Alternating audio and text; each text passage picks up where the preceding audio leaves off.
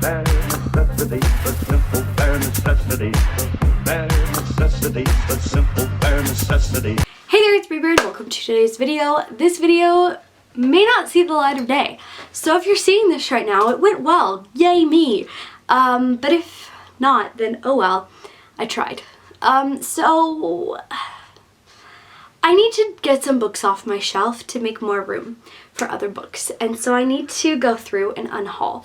So I think I'm going to pull some books today. Future editing Bree popping in just to say really quickly that I didn't really clarify. There are stacks of maybe books. Some of these maybes will actually be coming back up in a future video. I'm going to be doing something called Trash or Try, where I try out these books and read through parts of them or some of them, or scan through some of them and decide more definitively if I'm going to keep them or not. So the Trash or Try is basically just like, this is like an initial scavenging of books off of my shelf to determine which of those I want to keep and which ones I'm confident on getting rid of. So any books that I do not any books that I say maybe on are definitely ones that you're probably going to see in that video, but any books that you see here that I don't say maybe for, those are probably like, they're gone now. Okay, so I just pulled a bunch of books off my shelf and I'm going to talk about them. Some of these I'm definitely getting rid of, and then there's others that I'm kind of on the fence about. So we're just gonna go with it. I'm not gonna go in any particular order. Let's start with one that I'm getting rid of for a gentle reason, and that is the Pride and Prejudice manga classics edition. I got the hardcover of this because it's a nice, fun, cute, light way to reread Jane Austen's Pride and Prejudice in a very fast time period. And this one is pretty accurate. The other one that I have, the Jane Eyre one, isn't quite as accurate as this one, but I have both the Jane Eyre and Pride and Prejudice in the hardbacks. So if I get any more of them, I would like to just stick with the hardbacks, and I'm probably going to try to like borrow them from the library first and only buy the ones that I like a lot. It still isn't 100% accurate, but I appreciate the way that this one was done in particular the most so far of the two that I've read. Let's do another graphic novel, and this is one that I just didn't really like. I think I'm getting rid of this one, Summer. I love the art style and the colors, but it just wasn't exactly what I was expecting, and I didn't like some of the way that things were handled or dealt with, I think. Let's pull up Goodreads and confirm that I do want to get rid of this. See, this is a lot of what I'm going to have to do off camera as well. Like, I can't just sit here and do this in front of you the whole time. Alright, so I gave it 3 stars.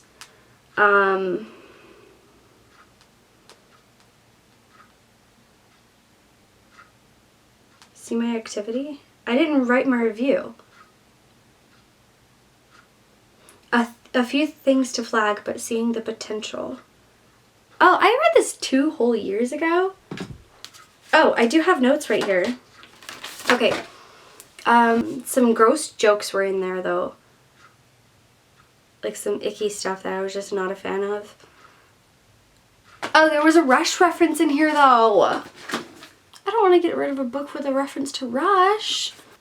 Oh, they did make a reference to like seizures. That was like poorly done and made me draw an angry face.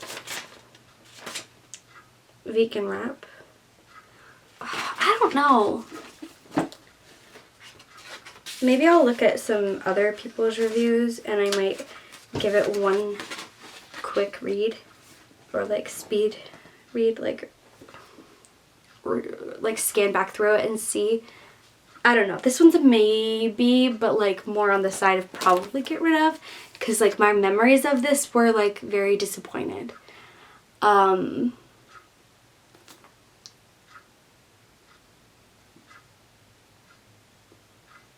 But I don't know. Maybe I just read it at the wrong time. I don't know. I'll have to look. I know I'm getting rid of. Getting Even by Sarah Rayner. I bought this book because it was at the dollar store for $4. And the premise sounded like Leanne Moriarty-esque. And see, I picked up Big Little Lies from the same store, and I had been obsessed with it. It was so good. I didn't realize it was like popular until I like had it, and then I was like, oh, she's like a known author like in the bookternet community. So I was like, I'm gonna buy more books from around at the store and see if there's anything else. And yeah, I picked this up and I started it and immediately no. Immediately no. Okay, so this one's gonna hurt. This is the only one that is because of like problematic stuff or issues with the author or anything like that. So I don't pay a lot of attention to author drama or things that authors do. It's not something that I keep up with. It's not something that would have been a big issue, you know, even 20 years ago, that people would have really been paying as much attention to. And even further on, you know, people again wouldn't have been paying as much attention to the author so much as the book itself. That said, I understand that for some people it is more important, and for me personally, in some circumstances, it will come into play, and this is a circumstance in which it has. And for me, my issue with this author's choices has to do with their respect in regards to other authors. So I'm really sad because I know that a lot of people really loved this book, and I bought it because of the hype. And I was really looking forward to like a very like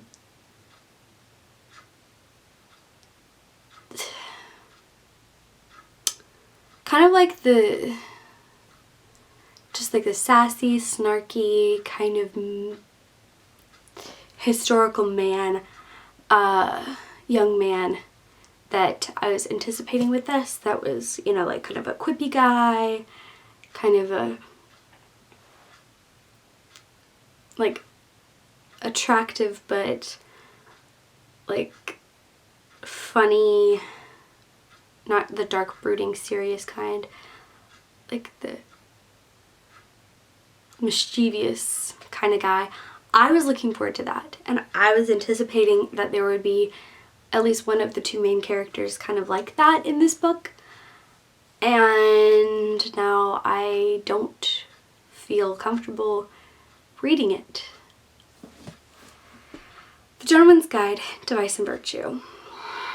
I tried to ignore for a while now, and the cover is so pretty too. Oh, I'm so depressed. But it's time. It's time for it to go. I don't think that I'm going to feel comfortable picking this up anytime soon. I mean, it's been out since 2017. So it's been 5 years and I still haven't picked it up. I didn't buy it right away, but I bought it prior to the drama that I'm talking about. But basically, Mackenzie Lee was working at a bookshop, and allegedly the customers asked her to do this, but she signed books that were not her own book. Like, she signed other authors' books on the page, on the cover page that is specifically for an author to sign, like in the space that they should sign, and like drew big pictures and like doodles, and like on Laura Jean's Not Breaking Up With Me, like she marked out like the Laura Jean, she just like X'd it out and like put her name and stuff like that. And it's like, my thing is like, even if the customer did ask you to sign something for them, you should say, no, I'm not gonna sign someone else's book. I will sign a separate sheet of paper or something like that, or if you want to buy my book, I will sign that for you. But I am not going to sign someone else's work. It's not my work. I shouldn't be signing it. But people do dumb things, and then other people know about the dumb things that you did and talk about it on the internet for everyone to see. And so you can't even pretend you didn't do something stupid, and we can't pretend that you didn't do something stupid. Like, no mask to hide behind, kids. I'm pretty confident that I'm okay with getting rid of. Anger is a Gift by Marcus Shuro. I felt uncomfortable about talking about my dislike of this book originally. There were some things that were good. The mental health elements, and like the way that the mom and the main character like dealt with the mental health elements was good. But that's the only thing I really liked. Fortunately, I'm not the only one that feels this way, and I know that now, and I don't feel as like overwhelmed by that frustration and stress that I don't feel like I can talk about it, because I don't want to offend people, and I don't want to upset people, and I don't want to be insensitive. But at the same time, this wasn't it, guys. This was not it. Here's another one that's very much the opposite end of the spectrum here. So this book is great to some people, but it's not for me. I appreciate this book, but I think that someone else could get way more out of it and appreciate it a heck of a lot more. And so for that reason, I'm passing it on so that someone else can really grow and learn and fall in love with this story, or feel seen by this story, or whatever the case may be for them, that whatever person picks it up. But it's just not something that I feel like I'm ever gonna want to reread. And if I did want to revisit this story, I would probably just watch the movie, and that is Wonder. I know people are probably gonna hate me for getting rid of this. The character themselves I love. The writing style doesn't connect with me. I'm never gonna reread it. Okay, so this is a book that I'm excited to say that I'm done with. I'm moving on from. I no longer need this book in my life, because I'm allowed to say that I don't care for it, and that I don't want to read this ever again, because it was traumatic as a child to read. And I understand the importance of stories that bring to light the trauma that people actually went through. However, I'd rather read a real story than this fiction story, and that is The Boy in the Striped Pajamas by John Boyne. I understand why this story is used a lot in school, because it's accessible. However, it's fiction, and I don't want it in my life anymore. I understand how this has an impact. It had an impact on me. I had nightmares after reading this. And I was, see, part of it for me is like, as a child, I was so empathetic that this kind of is like, books like this, reading like World War II books like this and a couple other books that I'm going to mention, really made it hard for me as a very empathetic person, I no longer am able to cry at books because of experiences like this. Whew, I didn't think I was gonna get kind of emotional thinking about that. Whew, okay, because of things like this, I separated myself. I set my emotions aside. I told myself it was all fake. I didn't have to feel anything.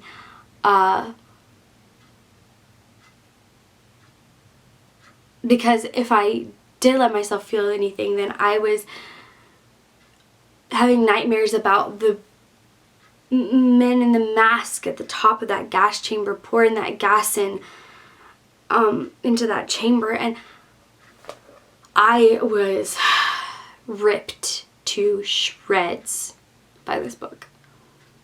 I already had been devastated by learning about this part of history and learning about genocide in general. Like, I had already felt like my heart ripped out of my chest a million times over. But then the knowledge of how horrible people can be, and like just so many things going on in my brain, and it was too much. I understand that you want to break through to kids, but I feel like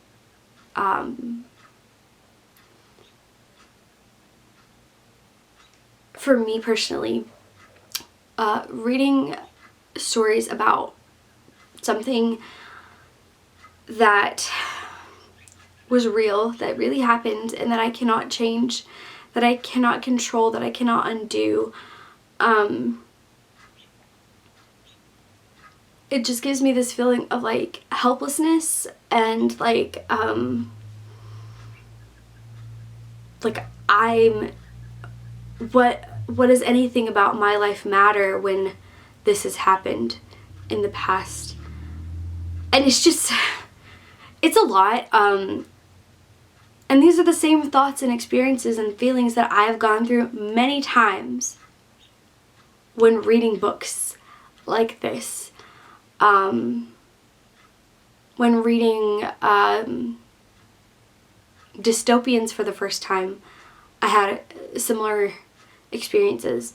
When I read The Hunger Games for the first time, it put me in such a bad headspace because I was like thinking about humanity and like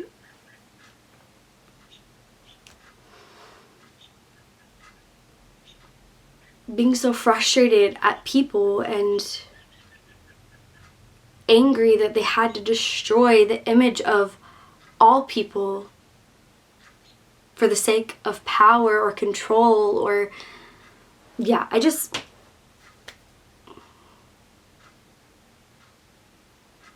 they destroyed so many lives, and feeling like my life shouldn't matter when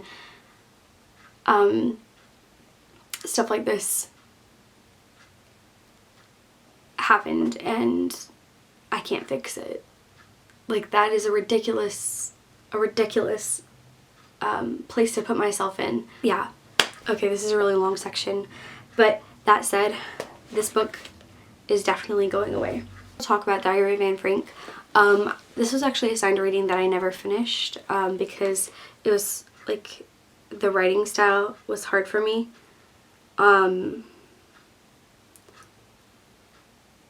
So I didn't finish it. And I don't know if I could read it now and really appreciate it. And I also don't know if I, again, could read it and not end up in a bad headspace. So this one I'm unsure about. Let's go something lighthearted.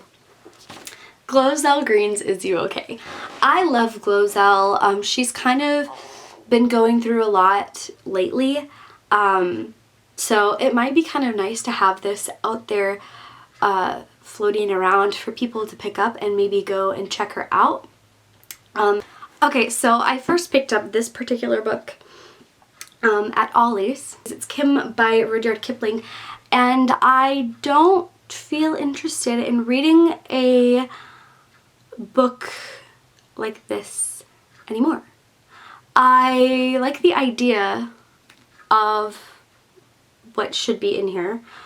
But I'm very hesitant about it because of the fact that I feel like it's not going to be, I mean, it's by a white person about India and the culture of India at a specific time. But it's fiction. So it's not like he's an English journalist, but this isn't a journalistic writing, it's a fiction writing. So I just don't feel like I am ever going to pick this up because I've had it for a while now and I haven't picked it up yet. And I feel like the ship has sailed on this one for me. I've grown since I purchased this in my thinking process of how to acquire culture, and this ain't it. I don't think this is it. I don't know a ton of Rudyard Kipling's life, but I do know that this is a really long book, and if I haven't picked it up by now, I probably am not going to find a reasonable explanation to pick it up, and it just doesn't, I think the ship has sailed. The idea sounded cool when I saw the synopsis. I saw it and I was like, I'm pretty sure that's a classic. I think I've heard of that before or like seen it somewhere before. So I read the back and it sounded cool, but like now thinking about the fact that it's a white author about Indian culture and a fiction story from a journalist, I just don't think it's for me. I think I'm just gonna let it go. So this next book, I am looking right now to confirm something because I'm not 100% sure about it. It's about a Jewish character and it's written by a Jewish author, so that's cool. It's historical fiction.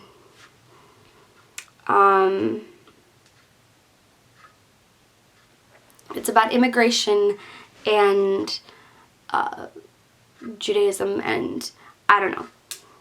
I think I need to consider whether this is really the book for me to read physically. The reason I have it is because my sister had to read it for school.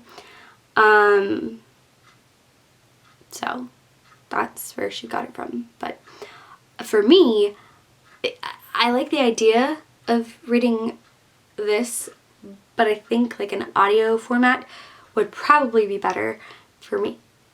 But this one, I'm pretty sure I'm going to want to get rid of, and that is Before the Season Ends. This one, I wasn't behind the style of drama that the story gave. I didn't like the writing style too much, and like again, the plot just wasn't for me. I don't think I ever wrote a review, but I did talk about this book in a video at some point. I don't dislike it, like I don't hate it, but of all the Regency historical Christian fiction that I've read, this is not one that I necessarily think I'm ever going to pick up again. And I also have this other one that is Love's Pursuit. Let's talk about these two. Right. I read this one this year, Brief Chronicle of Another Stupid Heartbreak by Adi Al-Said. I gave this like 2-ish stars, I think. It really pissed me off. Ooh, that's another one. I forgot about this book, but then I saw it. Jojo Moyes, Paris for One. No thank you. This is not it. Edited journal things. I think I'm kind of over it. The Letting Anna Go one was about something different, which I enjoyed, actually getting something new. After Alice by Gregory Maguire.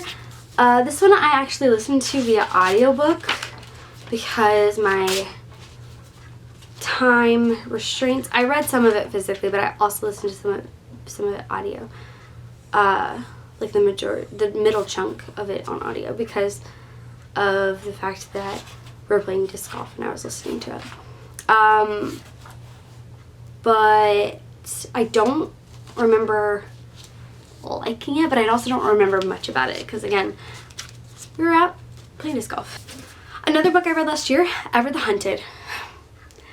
I think I might need to get rid of this because I don't think I'm going to be continuing with this series. And even though the cover is so pretty, that's not a good reason to keep it. Oh, it's such a gorgeous cover. But that's not a good reason to keep a book. So we got Sanctuary by Karen Licks. This we had for a group book this past year. I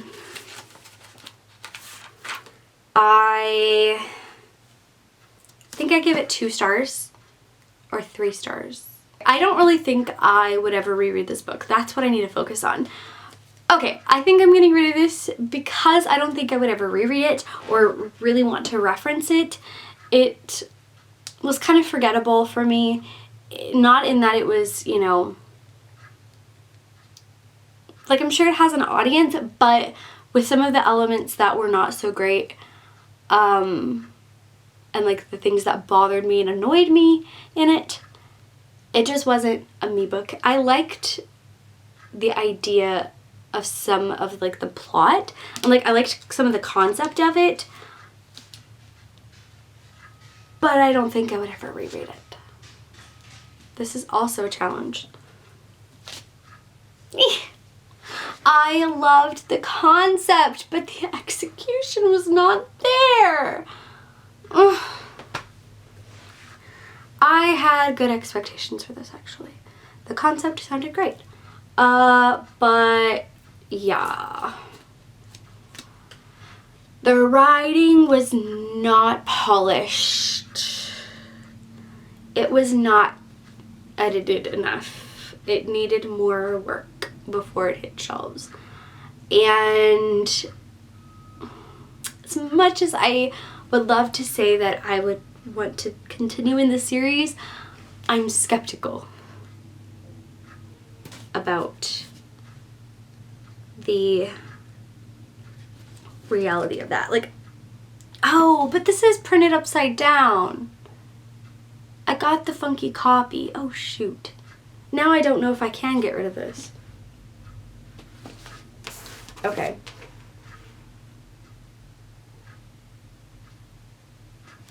So this one is a maybe now because my copy is actually, like, they put the pages in the book upside down. And that's kind of fun. So I don't know. It might be something that I still need to get rid of, but it's kind of funny. I should probably still get rid of it. But, I mean, the maybes are still, you know, under consideration for expulsion from the shelves. Okay, this is one that is going to go in the maybes, and that is Half-Lives by Sarah Grant.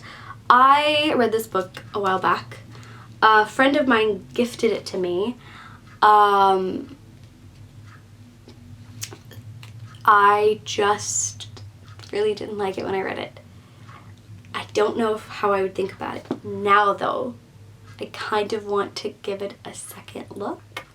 The Book of Strange New Things, which is definitely strange. It's a weird book. I speed read this, so I don't remember hardly anything.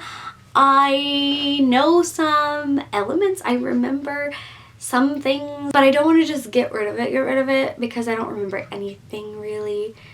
And it could be actually good, and I just was not ready to read it. So I want to, like, give it like a little chance to wow me before I chuck it into the pile of goodbyes. So I'm going to talk about 2 last situations that I got going on here. I have this stack of poetry collections that I want to take another second glance at and decide whether I want to keep them or not.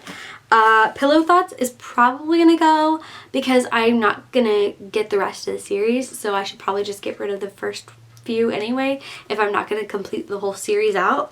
I understand that some of these are loved, and I think that maybe I need to revisit these before I decide. I definitely should revisit this one before I decide, because I know it was like super hyped, but I wasn't super overwhelmed. But again, I'm not a huge free verse person, and that's why I need to clear out my poetry collection, because I don't need to have a bunch of poetry that I like a few lines from but like don't love, and like it doesn't resonate with me, and like free verse doesn't really resonate with me, because it's really just a collection of quotes to me.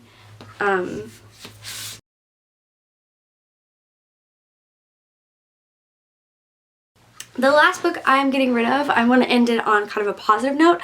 I got a much prettier copy of the same edition. That doesn't make sense.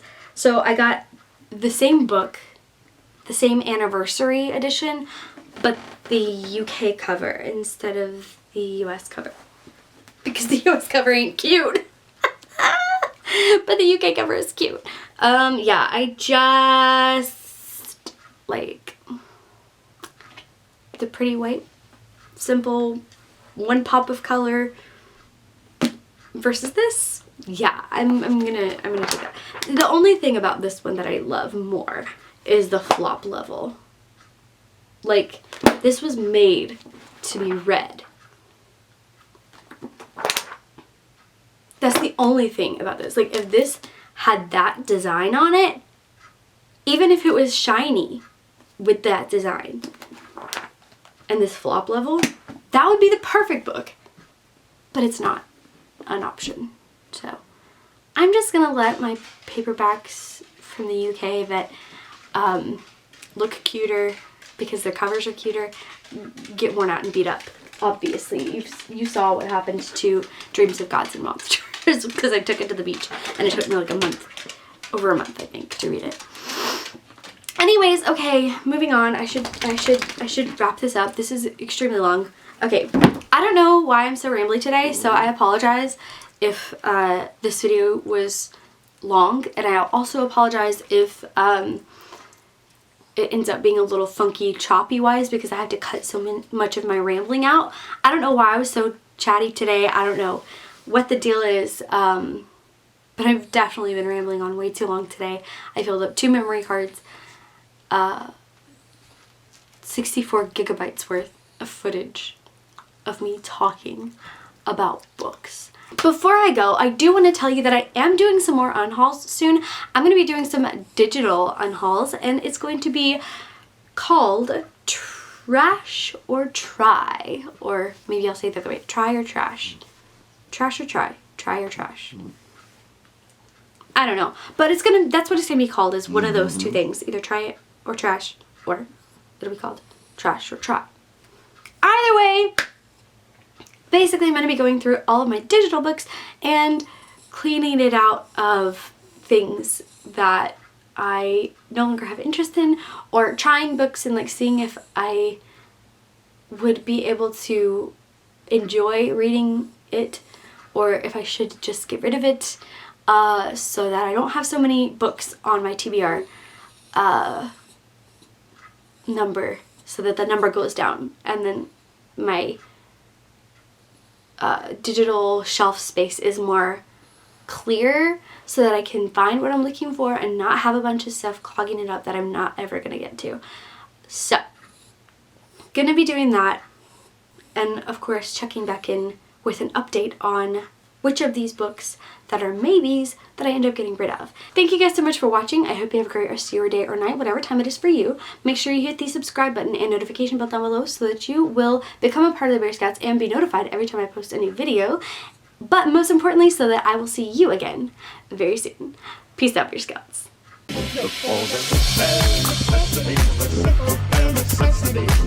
About your worries and your stress. I mean a bare necessity. That's why a bear can rest at ease with just the bare necessities of He's there.